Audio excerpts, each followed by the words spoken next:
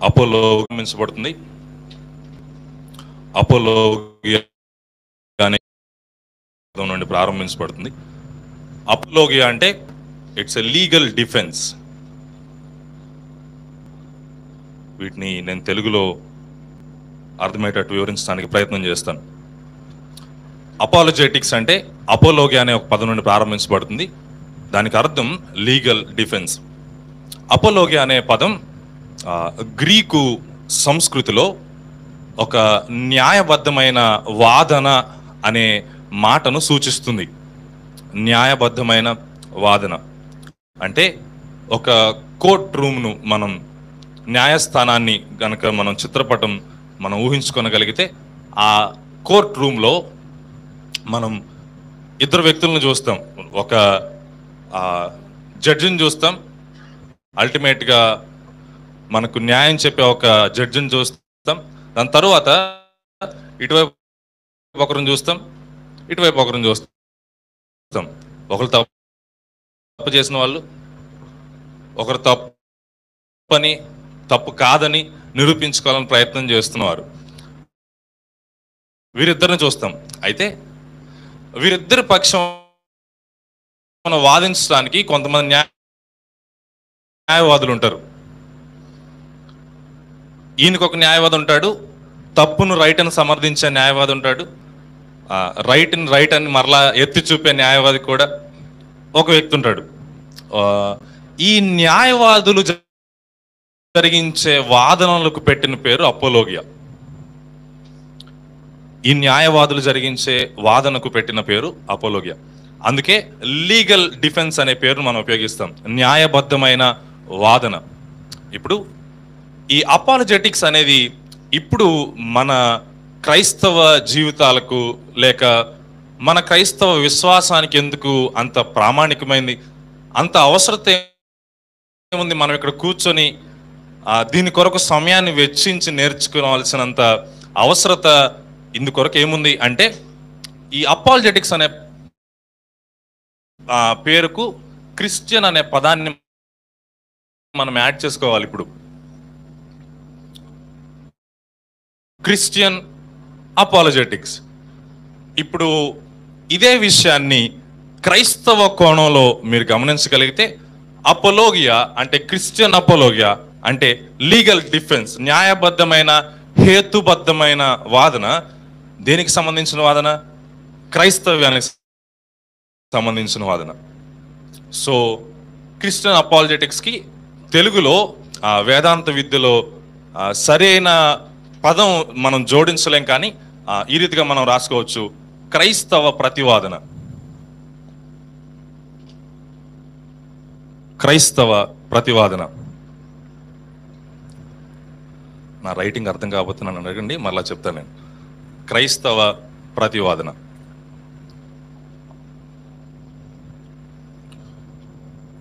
ఇన్ని విషయాలు మాట్లాడుకుంటున్నాం, మంచిదే.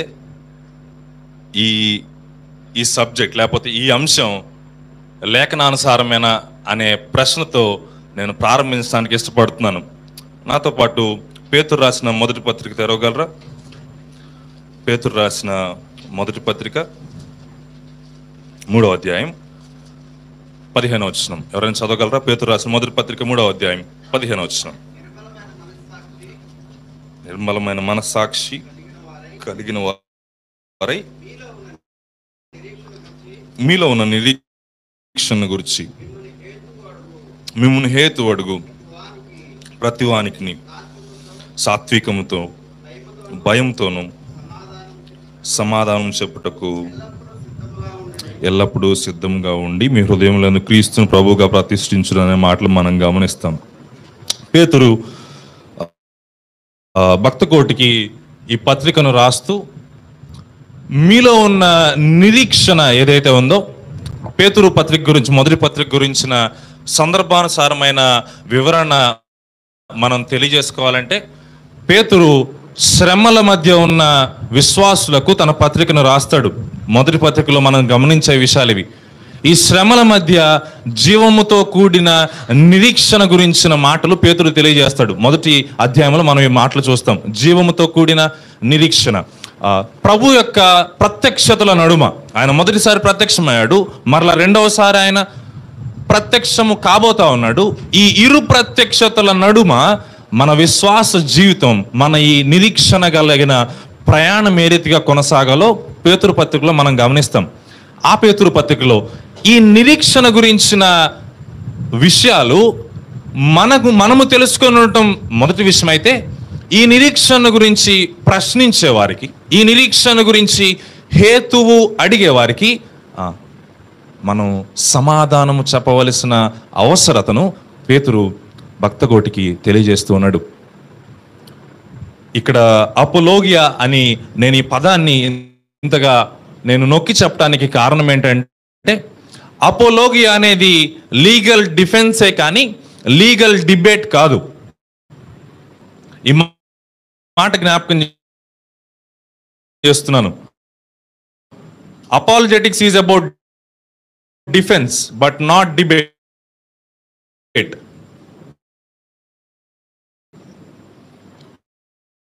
డిబేట్ అంటే అర్థం,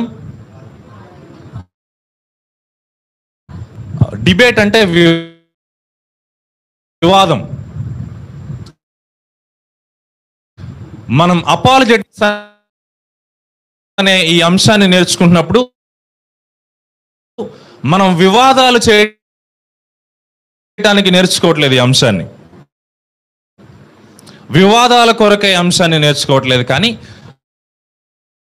ఆ ప్రతివాదన కొరకు మాత్రమే అంశాన్ని నేర్చుకుంటున్నాం. ఈ మాటలు చాలా ప్రాముఖ్యమైనవి. ప్రతివాదన మనకు అప్పగింపబడిన పని, విశ్వాస జీవితములలో మనం చేయవలసిన కార్యం ప్రతివాదన ఇవ్వటం, హేతు అడుగు వారికి సమాధానం చెప్పటం. దానినే ప్రతివాదన, ప్రతిస్పందన అనే మాటలు మనం చూస్తాం. ఎవరు అడగనప్పుడు మనమే సృష్టించుకొని చేసేదాన్ని వాదన అంటాం, చేసేదాన్ని వివాదం అంటాం. కానీ విశ్వాసులకు బైబిల్ గ్రంథం ఎక్కడ వివాదాలకు వెళ్ళమని చెప్పదు. విపరీత వాదాలకు ఎలా ఉండమని చెప్పారు? దూరంగా ఉండమని లేఖనం స్పష్టంగా తెలియజేస్తుంది. విపరీత వాదాలు అపాలజెటిక్స్ సంబంధించిన విషయం కాదు. విపరీత వాదాలు ఈ క్రైస్తవ విశ్వాసంలో క్రైస్తవ ప్రతివాదనకు సంబంధించిన విషయం కాదు. ఈ చిన్న పరిచయంతో నేను గెలిచి గొప్పగా చెప్పుకోవలసిన అవసరత నాకు లేదు. విశ్వాస జీవితంలో నాకు అప్పగింపబడిన పని, మనకందరికీ అప్పగింపబడిన పని క్రైస్తవ ప్రతివాదన మాత్రమే. ఈ క్రైస్తవ ప్రతివాదన గురించి ఈ మాట లేఖనాల్లో మనం ఎక్కడ గమనిస్తాం? అపాలజెటిక్స్ అనే పదం లేఖనాల్లో మనం ఎక్కడ గమనించాం? క్రైస్తవ ప్రతివాదన అనే పదం కూడా లేఖనంలో మనం ఎక్కడ గమనించాం. కానీ నేను అందుకే ఇక్కడ గ్రీక్ పదాన్ని నేను ఉపయోగించడానికి ప్రయత్నం చేశాను. ఈ గ్రీక్ పదం కొన్ని సందర్భాల్లో ఉపయోగించబడిన పదం. ఈ పేతురు మొదటి పత్రిక 3:15 హేతు అడుగు ప్రతి వానికి సమాధానం ఇచ్చే ఈ సందర్భంలో ఇదే గ్రీక్ పదం ఉపయోగించబడింది. అపోలోగియా అనే పదం ఉపయోగించబడింది. మరొక పర్యాయం ఇంకా కొన్ని సందర్భాల్లో ఉపయోగించబడింది. ఒక పర్యాయాన్ని మాత్రం నేను చూపిస్తాను. అపోస్తుల కార్యముల గ్రంథం 17వ అధ్యాయం. అపోస్తుల కార్యముల గ్రంథం 17వ అధ్యాయం 3వ వచనం.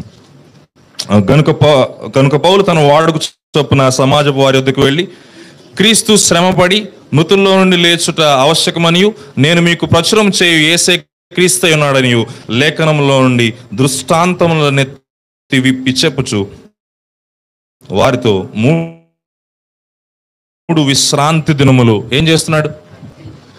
తర్కించుచుండెను. 3 విశ్రాంతి దినములు తర్కించుండెను. ఆ మాట అపోలో అపోలోగియా అనే మాటను సూచిస్తూ ఉంది. మూల భాష గ్రీకు బైబిల్లో మనం గమనిస్తే అపోలోగియా అనే పదాన్ని మనం చూస్తాం. ఇంకా అపోలోగియా అనే పదం పౌలు చేస్తున్న ప్రయాణాల్లో ఆ సమాజ మందిరాల్లో కూర్చొని ఆయన మాట్లాడుతున్న సందర్భాలలో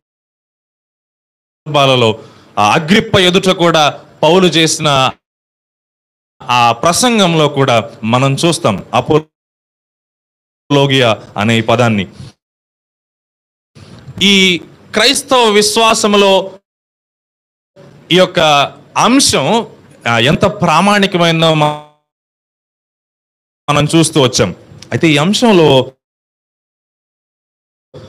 మనం తెలుసుకోగలిగిన విషయాలు, మనకు ఉపయోగపడగలిగిన విషయాలు ఏమున్నాయి అని మీరు ఆలోచిస్తూ ఉండవచ్చు. నేను ఎందుకు ఈ అంశాన్ని మనం నేర్చుకుంటున్నామని 2-3 ప్రశ్నలు మీ ఎదుట నేను ఉంచడానికి ప్రయత్నం చేస్తున్నాను, చిన్న ఆసక్తిని మీలో పుట్టించడం కొరకు. ఈ అపాలజెటిక్స్ అనే ఈ అంశం దేని గురించిన అంశం అంటే, మన చుట్టూ ప్రపంచంలో దేవుని నమ్మే వారికంటే ఆస్తికవాదులు కంటారు. నాస్తికవాదులు అంటే దేవుని నమ్మని వారు. అంటే ఇంకా తేటగా చెప్పాలంటే దేవుడు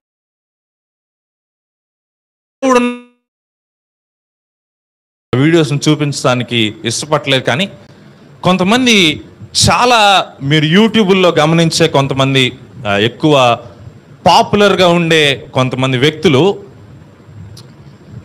దేవుడు లేడు అని చెప్పి ప్రపంచాన్ని ప్రభావితం చేస్తున్నారు. ఒకవైపు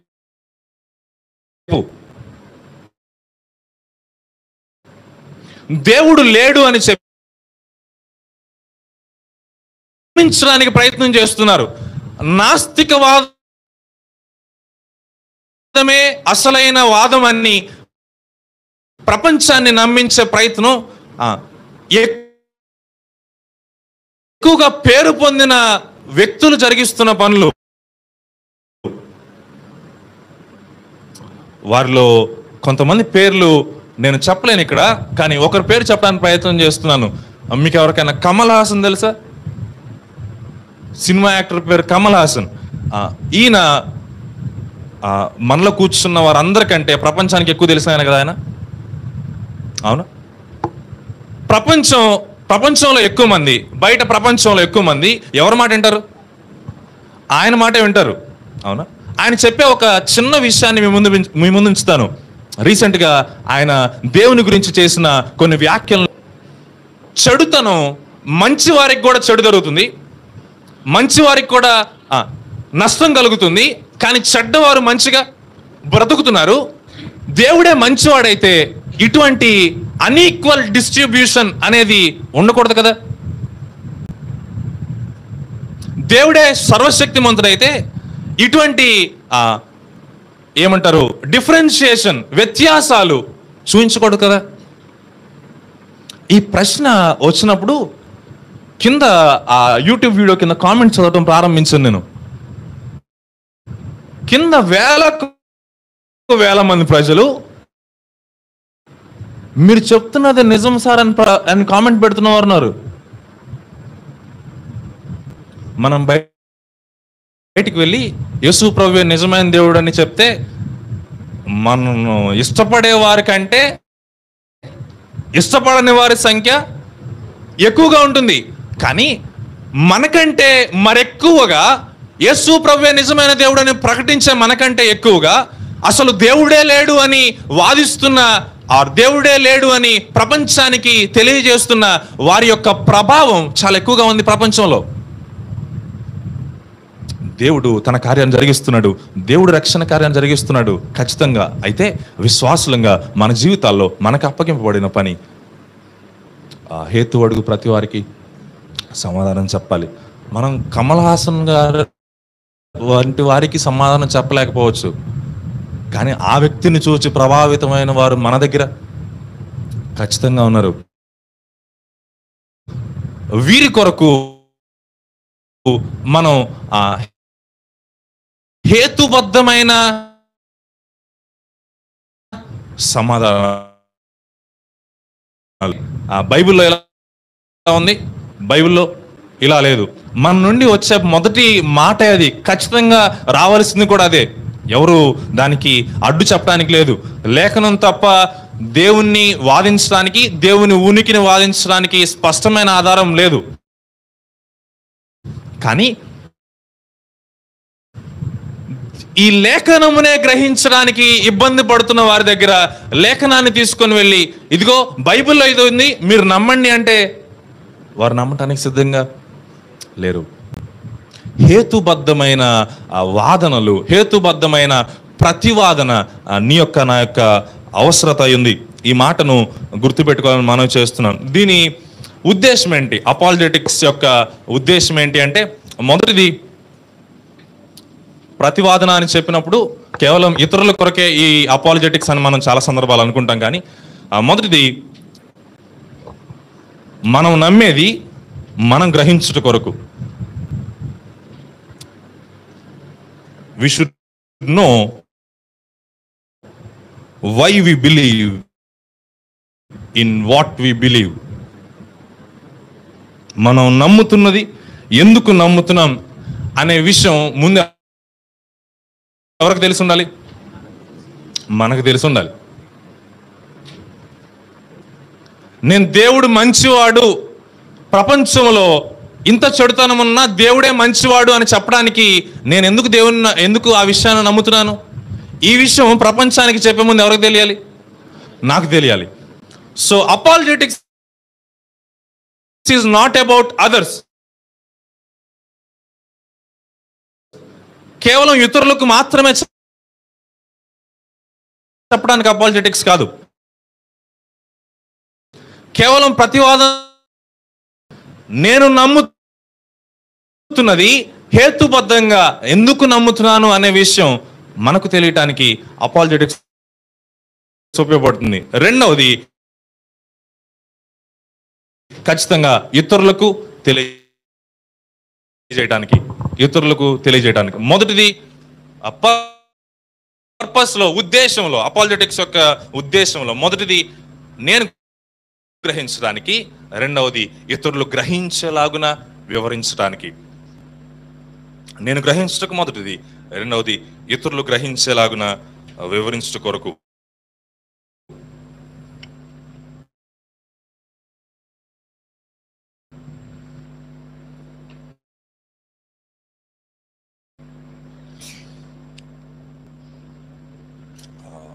నేను క్లాస్లో ఇన్ జనరల్గా ఎవరికైనా క్వశ్చన్ ఉంటే చేయమని చెప్తాను. మీకు కూడా అదే చెప్తాను. సమాధానం కూడా చెప్పమని పేతురు భక్తుల ద్వారా కొటికి తెలియజేశాడు. ఇప్పుడు ఈ రెండింటిని ఒక తాటిపైకి మనం ఎలా తీసుకొని రాగలం? ఇందుకు నేను చేయవలసిందేంటి? ఇప్పుడు హేతుబద్ధమైన సమాధానం ఇవ్వాలా, స్వార్థీకరణ చేయాలా? ఈ రెండిట్లో ఏది ప్రాముఖ్యమైనది? ఈ రెండిట్లో ఏది ప్రాముఖ్యమైనది అనే ప్రశ్న కాదు.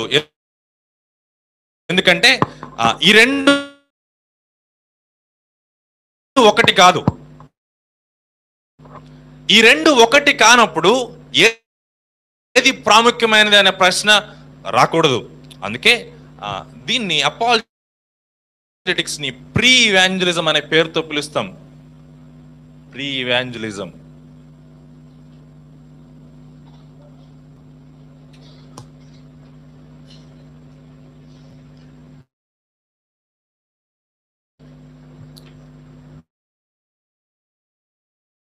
క్రైస్తవ ప్రతివాదన అనేది ముందస్తు స్వార్థీకరణ అనే పేరుతో మనం పిలుస్తాం.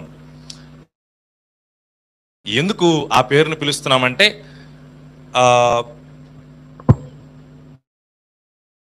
ఒక చిన్న ఉదాహరణ నేను చెప్పడానికి ప్రయత్నం చేస్తున్నాను. ఒక పెద్ద ముళ్ళ కంచె ఉంది. ఆ ముళ్ళ కంచెలో ఎక్కడో ఒక గొర్రె ఇరుక్కుపోయింది అనుకుందాం. ఒక గొర్రె ముళ్ళ కంచెలో ఇరుక్కుపోయింది. ఇప్పుడు మనం ముందు వెళ్ళి గొర్రెని తీస్తామా బయటికి? ముళ్ళ కంచెను తీస్తామా? ముళ్ళ కంచెను కొంచెం ఫ్రీ చేసినప్పుడు, కొంచెం గొర్రెను బయటికి తీయటానికి ఆ సందును ఏర్పరిచినప్పుడు, ఆ స్పేస్ని ఏర్పరిచినప్పుడు ఆ గొర్రె బయటికి రావటానికి చాలా సులువుగా మారుతుంది.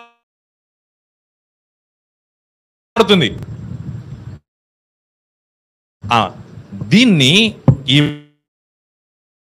ముళ్ళ కంచెను తీసే ఈ వైనాన్ని మాత్రమే మనం అపాలజెటిక్స్ అని పేరుతో పిలుస్తాం. అంటే బయట ప్రపంచంలో రక్షింపబడని ప్రజలు ఈ వారి చుట్టూ ఒక ముళ్ళ కంచెను ఏర్పాటు చేసుకున్నారు. ఏంటి ఈ కంచె అంటే దేవుడు ఉన్నాడా లేడా అనే ప్రశ్న. ఏంటి ఈ కంచె అంటే చెడుతనం ప్రపంచంలో ఉంది, అసలు దేవుడు మంచివాడైతే చెడుతనం ప్రపంచంలో ఎందుకుంది? ఏంటి ఈ కంచె అంటే బైబిల్ కేవలం ఒక కట్టుకథ మాత్రమే. ఏంటి ఈ కంచె అంటే యేసు ప్రభు కేవలం మానవుడు మాత్రమే. ఏంటి ఈ కంచె అంటే యేసు ప్రభు కేవలం ఒక మహర్షి, ఒక గురువు మాత్రమే, ఒక ప్రవక్త మాత్రమే. వీటికి హేతుబద్ధమైన సమాధానాలు మాకు కావాలి అని కూర్చొని ఈ కంచె లోపలే మిగిలిపోతున్న వారు చాలా మంది ఉన్నారు. స్వార్థీకరణకు లేక క్రైస్తవ ప్రతివాదన స్వార్థీకరణకు ప్రత్యామ్నాయం కాదు, కానే కాదు. శాస్త్రాల ఆధారంగా కూడా దేవుడు ఉన్నాడు అనే విషయాన్ని, యేసు ప్రభు నిజమైన దేవుడే అనే విషయాన్ని, ఇటువంటి కొన్ని సంగతులను మనం నిరూపించడానికి ప్రయత్నం చేద్దాం. అయితే ఈ యొక్క క్రైస్తవ ప్రతివాదన కొన్ని అడ్డంకులు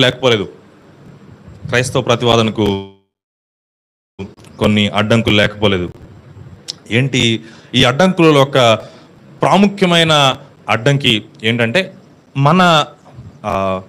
మన స్థానిక సంఘాల్లో, క్రైస్తవ సమాజాల్లో కూడా ఎక్కువగా కనిపించే మాట, దేవుణ్ణి నిరూపించడానికి సైన్స్ అక్కర్లేదు, దేవుణ్ణి నిరూపించడానికి శాస్త్రం అక్కర్లేదు. అవునా? నీతిమంతుడు ఎలా జీవిస్తాడు? విశ్వాసం మూలంగా జీవిస్తాడు. విశ్వాసం మూలంగా జీవించే నీతిమంతునికి, నీవు నేను నీతిమంతులంగా తెరచబడ్డాం విశ్వాసం ద్వారా, కృపచేతనే. ఇప్పుడు విశ్వాసం మూలంగానే జీవిస్తున్నాం. విశ్వాసం మూలముగా జీవించే వానికి హేతువుతో ఏం పని? దేవుడు ఉన్నాడని నేను విశ్వసిస్తున్నాను, నాకు కారణాలు ఎందుకు? హేతు ఎందుకు? నాకు కారణం ఎందుకు? ఈ ప్రశ్న క్రైస్తవ సమాజాల్లో నుండి అసలు అపాలజెటిక్స్ అనే అంశాన్ని దూరం చేస్తుంది. విశ్వాసం, హేతు అనేవి రెండు విరుద్ధమైన విషయాలు, వైరుధ్యాలు అనే ఆలోచన లేఖనాల్లో చెప్పబడిన క్రైస్తవ ప్రతివాదనను క్రైస్తవులకు దూరం ఈ యొక్క ఆలోచనతో చాలా సందర్భాల్లో ఇతరులతో మాట్లాడేటప్పుడు అసలు సైన్స్ ద్వారా దేవుణ్ణి తెలుసుకోకూడదు, లేకపోతే అసలు దేవుణ్ణి నమ్మటానికి నువ్వు కారణాలే అడగకూడదు. ఎవరైనా మన దగ్గరికి వచ్చి ఎందుకు నేను దేవుణ్ణి నమ్మ అని అడిగినప్పుడు అసలు దేవుణ్ణి నమ్మటానికి కారణాలు నీకు ఉండకూడదయ్యా, బైబిల్ చెప్పింది కాబట్టి నేను నమ్మాలి, ఖచ్చితంగా నమ్మాలి,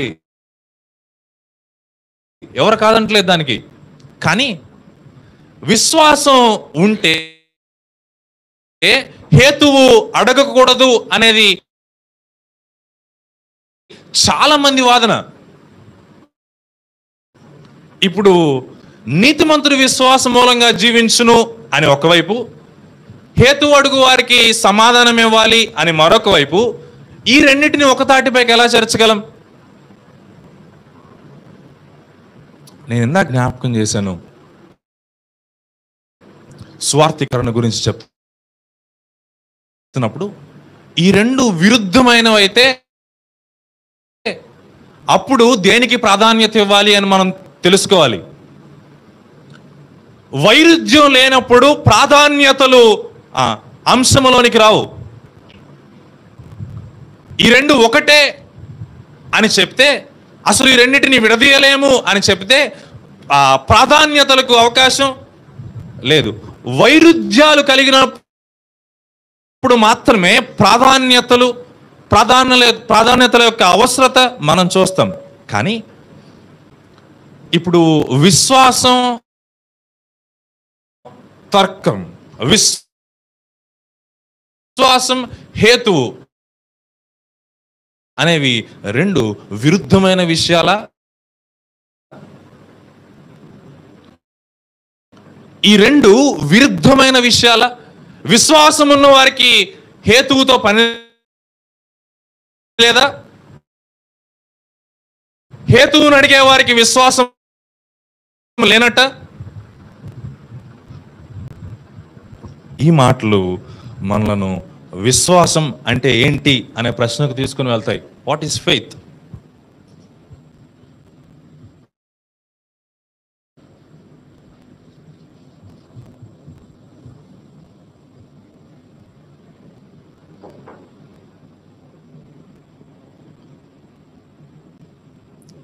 విశ్వాసం అంటే అర్థం ఏంటి? ఎవరైనా చెప్పగలరా? విశ్వాసం అంటే ఏంటి?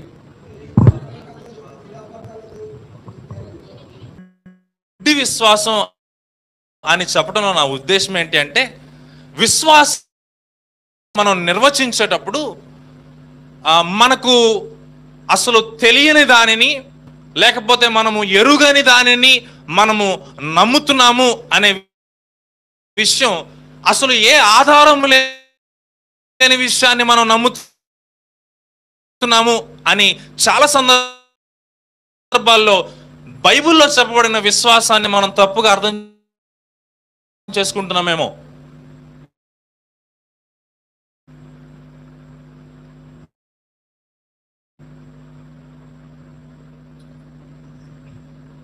అందుకొరకు ఒక చిన్న ఉదాహరణ మీకు తెలియజేయడానికి ఇష్టపడుతున్నాను. బైబిల్లో వాగ్దానాలు ఉన్నాయి, అవునా? మన దగ్గర కొత్త సంవత్సరాలు వాగ్దానాలు ఎవరు, కానీ చాలా మంది వాగ్దానాలు తీసుకునేవారు ఉన్నారు. వాగ్దానాలు విశ్వాసులకు అన్ని వాగ్దానాలు సొంతమే. బైబిల్లో దేవుడు వాగ్దానాలు నెరవేర్చేవాడు అని మనకు తెలుసు.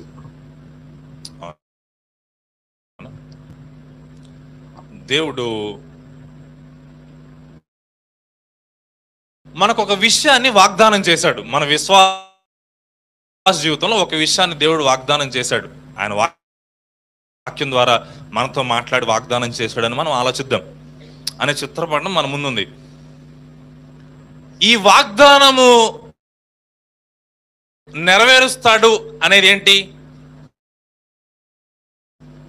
విశ్వాసం. అవునా?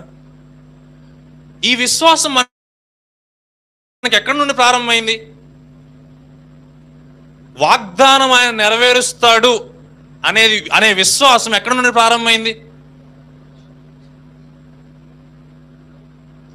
కొంచెం ఆగి ఆలోచించడానికి ప్రయత్నం చేయండి. దేవుడు వాగ్దానాన్ని నెరవేరుస్తాడు నా జీవితంలో అనే విశ్వాసం మనకు ఏ రీతిగా ఏర్పడింది? ఎక్కడి నుండి ప్రారంభించబడింది?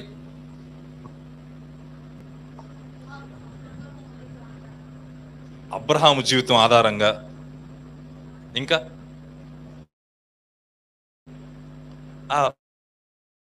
ఒక్క నిమిషం, అందరూ నాకు చాలా సీరియస్ గా చూస్తున్నారు. ఇక్కడ సీరియస్ విషయం లేదు, నవ్వచ్చు. విశ్వాసం ప్రారంభించబడింది, విశ్వాసం కలిగి ఉన్నాం వాగ్దానం దేవుడు నెరవేరుస్తాడని. నా ప్రశ్న ఏంటి అంటే, ఎక్కడి నుండి ప్రారంభించబడింది? ఎందుకు మనం విశ్వసిస్తున్నాం? దేవుడు పాపం నుంచి విడిపించాడు. అబ్రహాం అని బయట నుండి సోదరులు చెప్తా ఉన్నారు, అబ్రహాం జీవితంలో నేర్చుకున్నామని.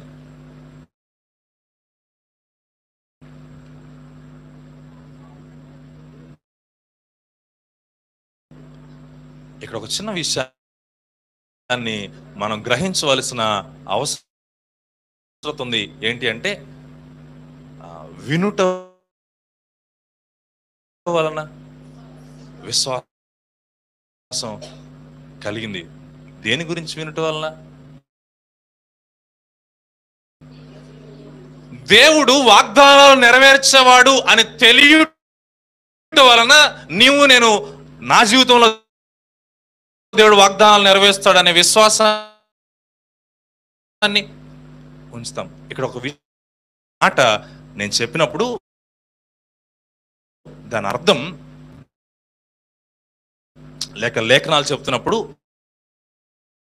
దాని అర్థం, కనపడనవి మనకు తెలుసు, అదృశ్యమైనవంటే మనకు కనపడలేదు. కానీ మనం ఏం చేస్తున్నాం? విశ్వసిస్తున్నాం, నిరీక్షిస్తున్నాం. అక్కడ నిరీక్షణకు మరొక పదం ఉపయోగించబడింది గ్రీక్ లో, ఎల్పిజో అనే పదం.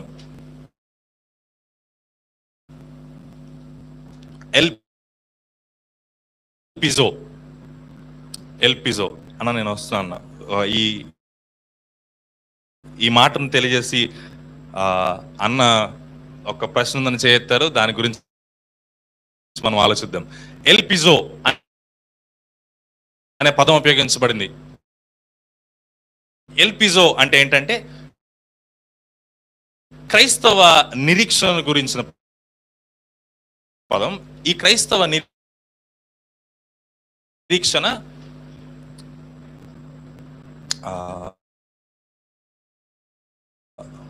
చిన్న ఉదాహరణ తెలియజేయడానికి ఇష్టపడుతున్నాను. డాక్టర్ గారు సర్జరీ చేసిన తర్వాత బయటకు వచ్చి,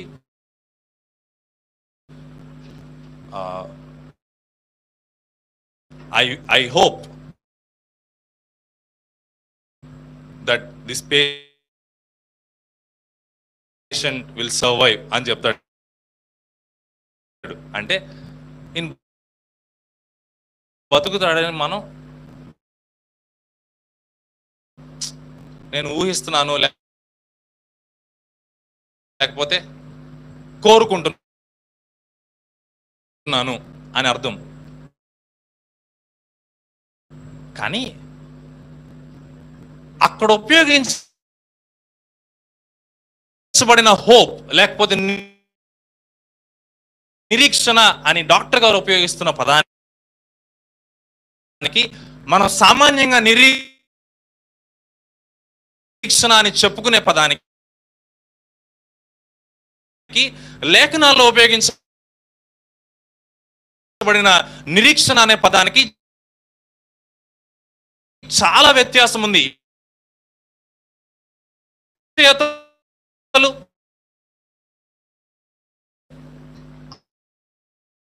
అవసరం లేదు, ఎవిడెన్స్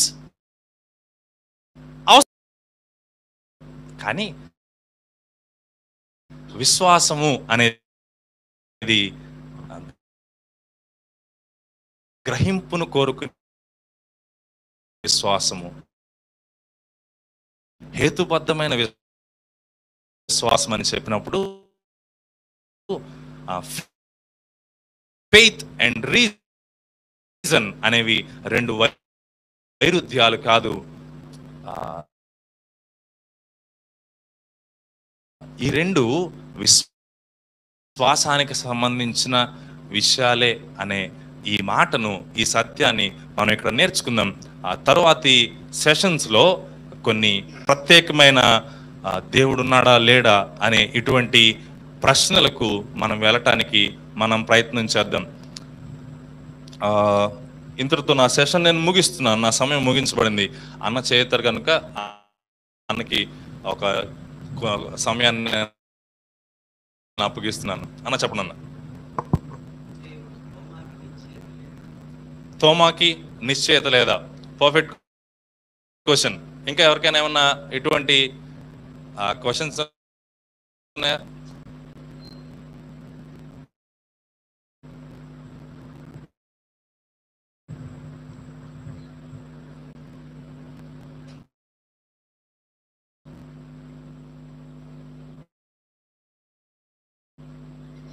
తోమా విషయానికి మనం వస్తే, యేసు ప్రభు చెప్పిన విషయం, చూసి నమ్మిన వారి కంటే చూడక నమ్మిన వారు ధన్యులు. చూడక నమ్మిన వారు ధన్యులు అని చెప్పబడింది కదా. దాని ఉద్దేశం చాలా మంది గ్రుడ్డి విశ్వాసం అని ఇంటర్ప్రెట్ చేసేవారు, వ్యాఖ్యానించేవారు చాలా మంది ఉన్నారు.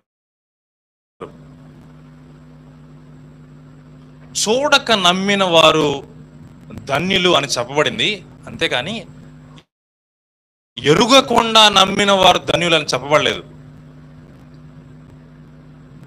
నా మాట మీకు అర్థమైంది అనుకుంటున్నాను. అప్పటికే తోమాకేం తెలుసు? ప్రభు గురించి తెలుసు. ప్రభు మూడో దినాన్ని తిరిగి లేస్తాడని తెలుసు. ప్రభు లేచాడని ఆయన చుట్టూ ఉన్న శిష్యులందరూ గట్టిగా సాక్ష్యం ఇస్తున్నారు. ఇవన్నీ తెలిసినప్పటికీ ఏం చేయలేదు? విశ్వసించలేదు. తోమా యొక్క యేసు ప్రభు తోమాతో చెప్పిన ఆ మాటల యొక్క సారాంశం, విశ్వసించేవారు చూడకుండా విశ్వసించాలి అనేది సారాంశం కాదు. ఖచ్చితంగా చూడకుండానే విశ్వసిస్తున్నాం. అదృశ్యమైన ఉన్నవనుటకు రుజువు విశ్వాసం, పరలోకము